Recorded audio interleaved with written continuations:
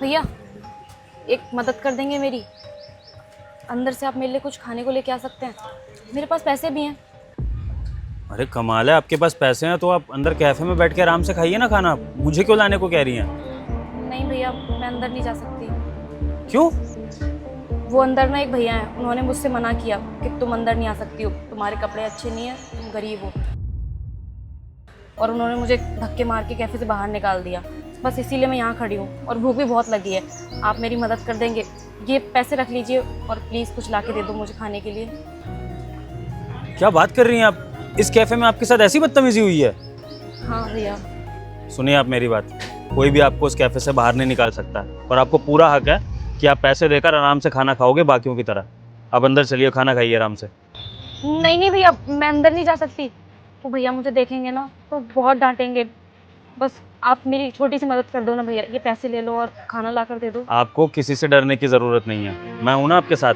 आप बस अंदर चलिए, मैं आपको खाना खिलाऊंगा। चलिए।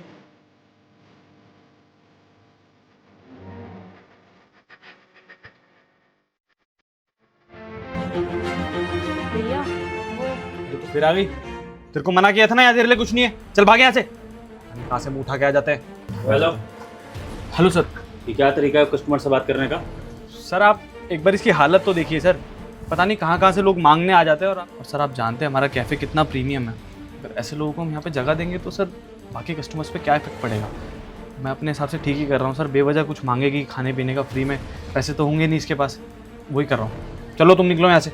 और तुम्हें कैसे पता कि इनके पास पैसे नहीं होंगे? तुमने पूछा इनसे, चेक करा तुमने? या फिर ये खाना खाकर भाग रही थी इस रेस्टोरेंट से? या फिर ये पहले यहाँ पर आ चुकी हैं और उन्होंने कोई ऐसी हरकत करी है? बताओ।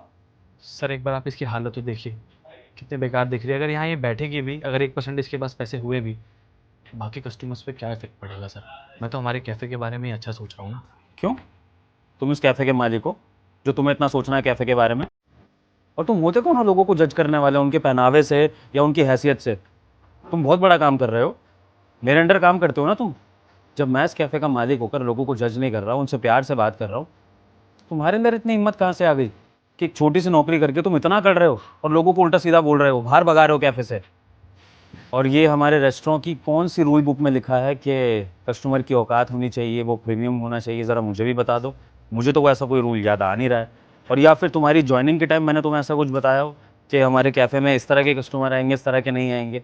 हाँ, लेकिन एक बात मुझे अच्छे से याद है, जो मैंने तुम्हें जॉइनिंग के टाइम बताई होगी, कि कस्टमर हमारे कैफ़े के लिए भगवान समान है, क्योंकि इन्हीं कस्टमर्स की वजह से हमारे ये कैफ़े चलेगा, तुम्हारी सैलरी आएगी, हम सबके घर चलेंगे। और अगर हम इन्हीं की इज्जत नहीं करेंगे तो फिर तो हमारा कैफ़े वैसे ही बंद हो जाएगा। और ये बात का मतलब ये है कि कस्टमर कोई भी हो, कहीं से भी हो, उसकी कोई भी हैसियत हो, इससे हमें लेना देना नहीं है। हमारा काम है कि कस्टमर हमारे कैफ़े में आए तो हम उसको अच्छे से सर्विस दें, अच्छे से खाना खिलाएं और कस्टमर यहाँ से खुश होके जाए। समझे? खैर, जो तुमने गलती करी है उसके लिए तुम्हें सबक तो सिखाना पड़ेगा। तो अब मैंने ये सोचा है कि तुम्हें तुम्हारी गलती का एहसास तो मैं कराऊंगा, ऐसे नहीं तो वैसे।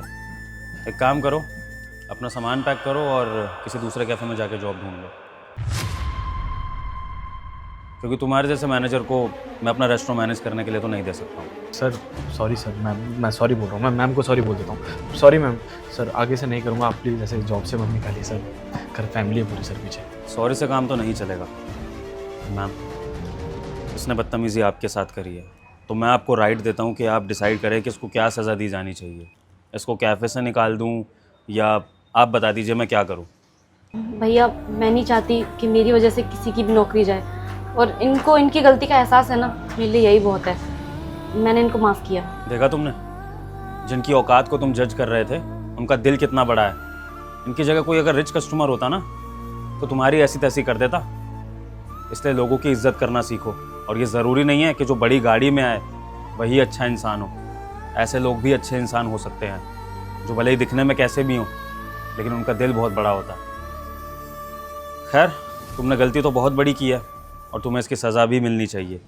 तो सज़ा मैंने ये सोची है कि तुम इन मैम को खाना खिलाओगे अपनी सैलरी से, और जितना ये खाना चाहे, जो ये खाना चाहे, वो सब कुछ तुम इन्हें खिलाओगे। इनके घर के लिए पैक भी करके दोगे। अगर ये तुम्हें मंजूर है तो तुम इस कैफ़े में काम कर सकते हो, वरना दरवाजे तुम्हारे लिए खुले हैं, तुम जा सकते हो। नहीं सर, आप जैसा बोलेंगे मैं वैसा ही करूँगा। मैम आप उस टेबल पे बैठिए, मैं आपके लिए कुछ मंगवाता हूँ। इनफैक्ट आप ऑर्डर कीजिए, जो आपको मंगाना है मैं वेटर को भेजता हूँ। सॉरी, चलिए प्लीज़। मैम आप बैठिए।